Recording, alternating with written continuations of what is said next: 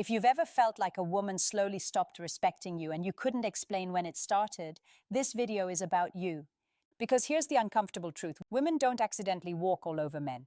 They only do it when a man never set boundaries early enough to stop it. In the first stages of dating, there are 5 boundaries that determine whether she sees you as a man she respects or a man she slowly takes for granted. Miss even one, and you'll spend months confused, overgiving, and wondering why the dynamic flipped. This isn't about being harsh. It's not about playing games.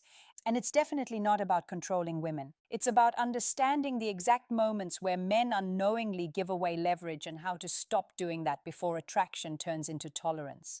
If you don't learn these 5 boundaries early, you won't just lose her respect. You'll lose yourself trying to get it back. Most dating advice teaches men how to react. This video teaches you how to position yourself so you don't have to react at all. The difference isn't confidence or charisma, it's structure.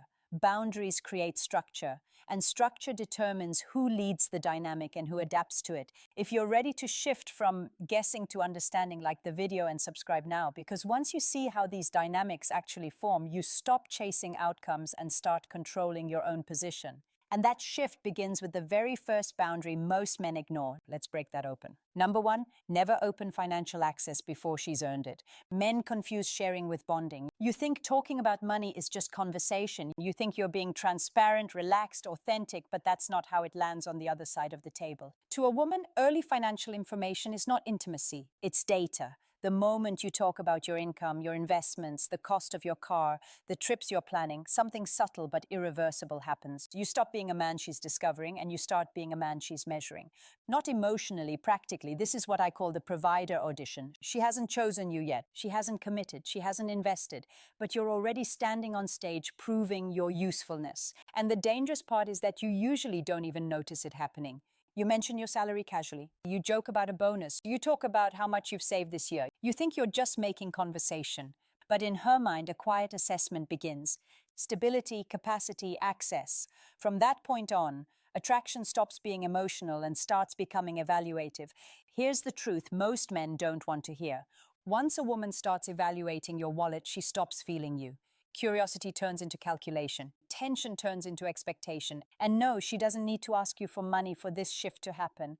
All she has to do is observe how freely you expose it, how eager you are to signal that you can provide, how quickly you turn your financial life into proof of worth. Men do this because they were taught that providing equals value, that security equals desirability. But early on, provision doesn't create attraction. It replaces it. You're no longer the man she wants. You're the man she's seeing what she can get from. That's why this boundary matters. So early, because once the frame changes, you don't get it back. You can't talk your way out of being evaluated. You can't charm your way back into mystery. The moment she starts evaluating your wallet, attraction stops being emotional. It becomes transactional. When you step in too early and start solving her financial problems, something critical shifts, and it's not in your favor. You don't become her partner, you become her support system. That's the role downgrade most men never see coming. The moment you say, "I got you," before there's commitment, you silently volunteer for responsibility without authority. You give provision without position. And once that happens, the dynamic hardens. She may appreciate you, but appreciation is not desire. Gratitude is not attraction. This is where the financial tests begin. They're subtle. She mentions how tight things have been lately, a bill she's stressed about, a car issue that's expensive to fix. She's not asking outright. She's watching. She's watching how quickly you move. She's watching if you feel compelled to rescue. She's watching whether your boundaries collapse the moment pressure appears. Most men fail here because they confuse generosity with leadership. They rush in thinking it proves value. In reality, it proves predictability. And predictable men are easy to place into utility roles.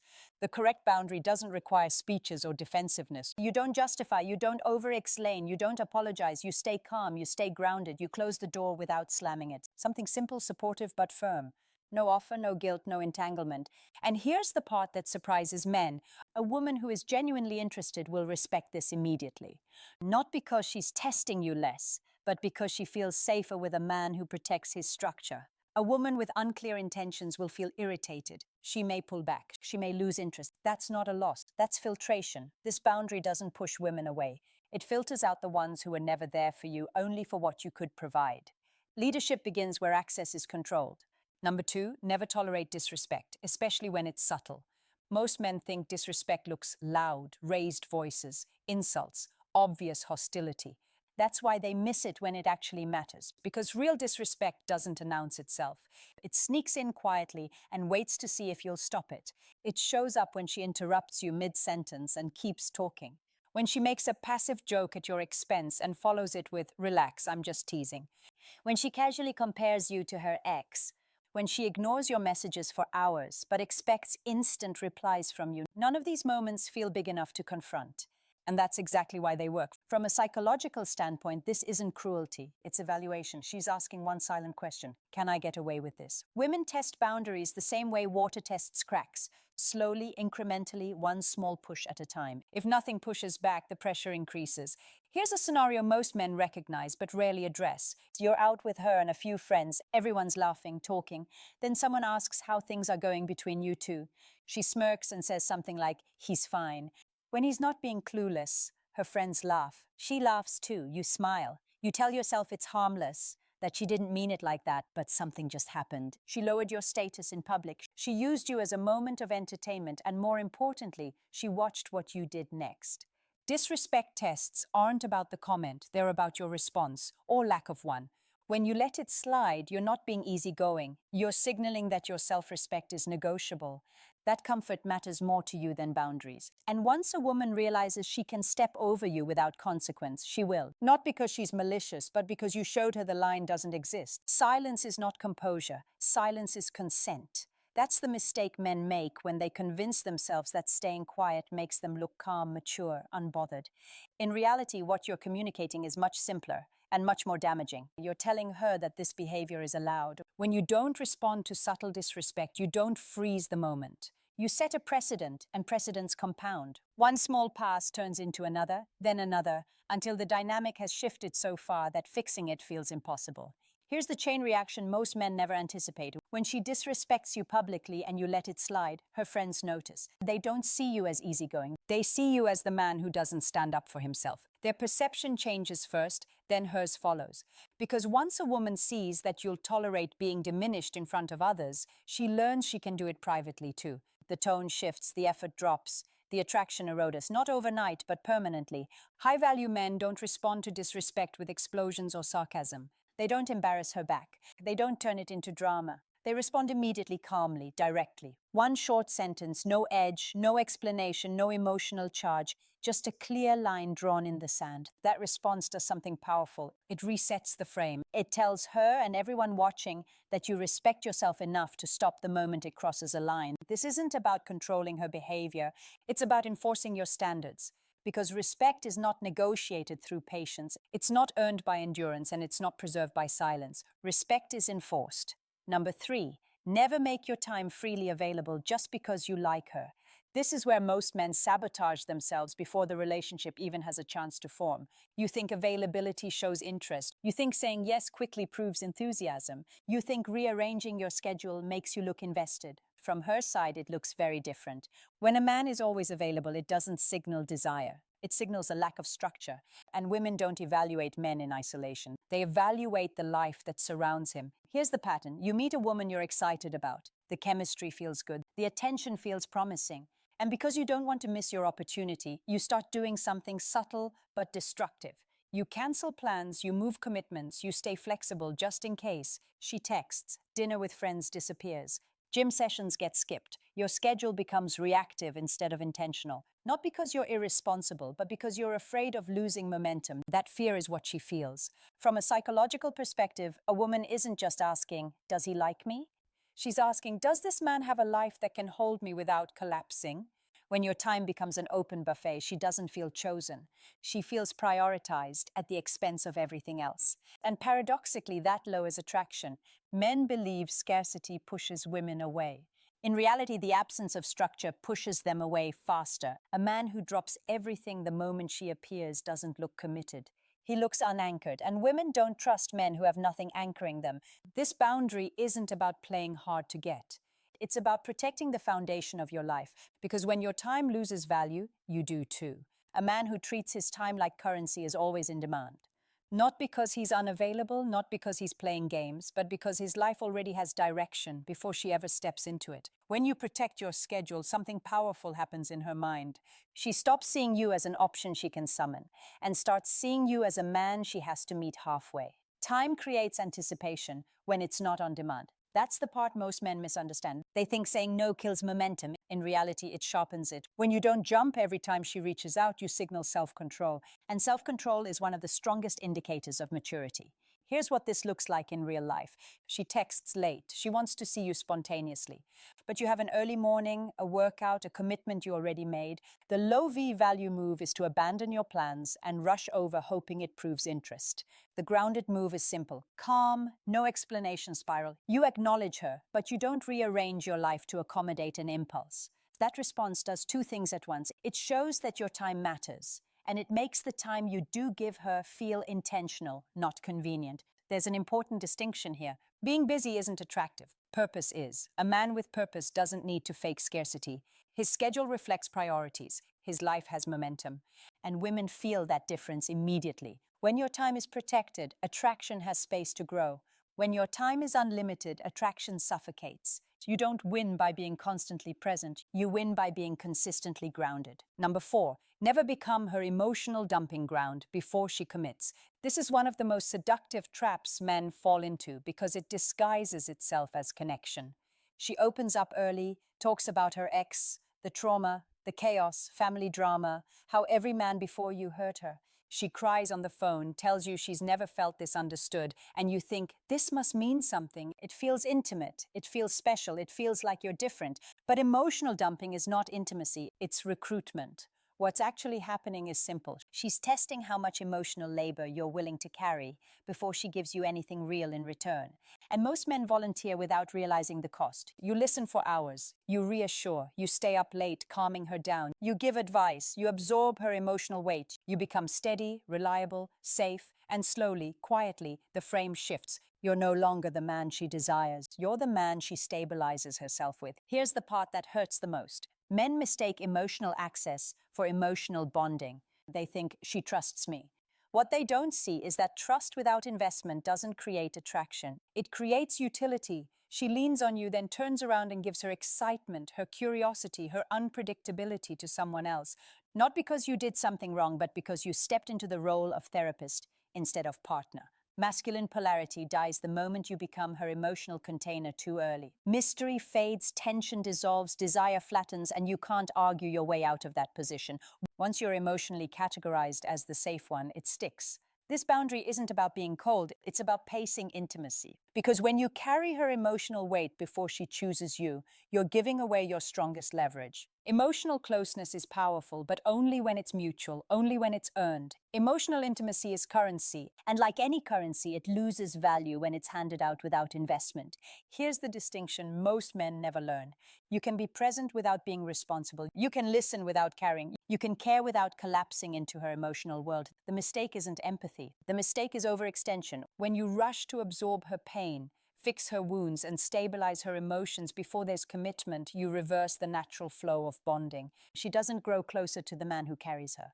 She grows closer to the man she invests in. That's how emotional attachment actually forms. Healthy emotional pacing looks different. You listen, you acknowledge, you stay grounded, but you don't dive into problem-solving mode. You don't become the late-night crisis line. You don't let her emotional storms dictate your availability or identity.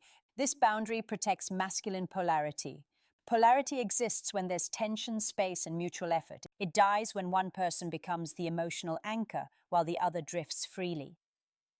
Men often think pulling back emotionally makes them seem uncaring. In reality, it makes the connection cleaner. It invites reciprocity. It gives her the opportunity to step forward emotionally instead of leaning back into you. And that's the key shift. A woman bonds with the man she invests in emotionally, not the one who carries her emotional weight for free. When she has to show up, when she has to contribute, when she has to regulate herself, attraction deepens naturally. This boundary doesn't block intimacy. It preserves it because intimacy that isn't earned doesn't build desire, it builds dependence.